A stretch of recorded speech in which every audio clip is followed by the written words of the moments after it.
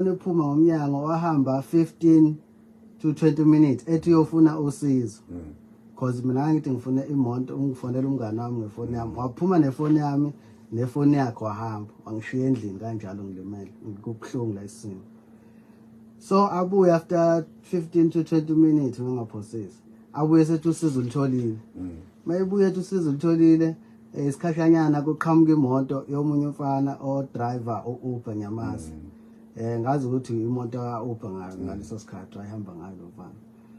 So mefika bangithatha esambise eClinic indlela ithi kimi eClinic along the way mesihamba sidlule kwesinye isikole ekuthiwa iFabrice khona lapho Thongata lo mbhida lo o driver uqashe khona lapha eceleni kwakhona.